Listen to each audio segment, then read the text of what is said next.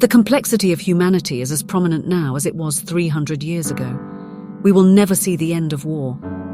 It is in our very nature as humans, hate and the unwillingness to control it, power and the unrelenting desire to crush those below us.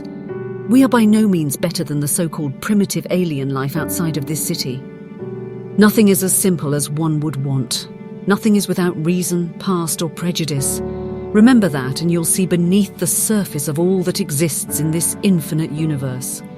Even when we were free of Earth's boundaries, war followed us, the only plague we cannot banish. Only 20 years ago did we fight for influence over this universe. A civil war that saw parents without sons and daughters, orphaned children, broken homes. Technology once used to advance our chance of survival, now used to further risk the existence of humanity itself, atrocity and bloodshed. Amongst this war were those called to duty for their beloved systems, all in the hope that they would do away with who they believed were the enemy, to live again peacefully, but many did not return. When the peace treaty was signed, there was no communication between those who had fought bravely and those in authority who had ordered many to their deaths. It was as if nothing had happened. The promise of new life, wealth and a renewed existence never came.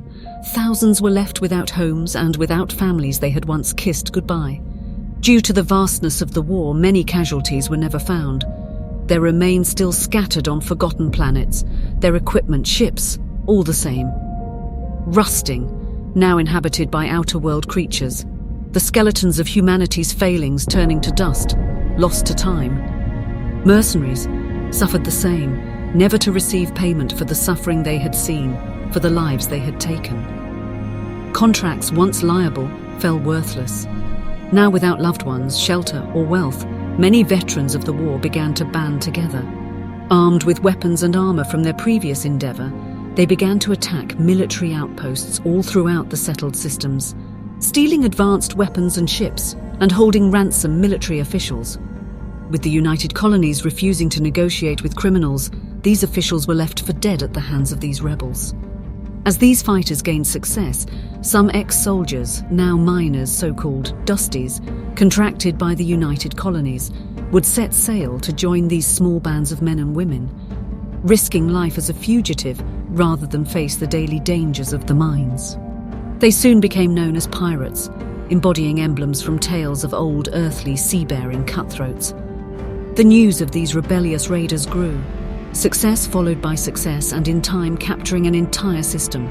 With such fame, they soon became known as the infamous and unholy Crimson Fleet, known to all and feared by most. Soldiers who had once fought under the banners of both the Free Star Collective as well as the United Colonies had come together in a cohesive offensive to regain from personal loss and hardship. The fleet is now a collective band of pirate captains controlling those below them, driven by an old resentment and an unrelenting need to spite all those that have wronged them, an objective to drive pain and suffering into the very heart of those that had once ignored their own existence.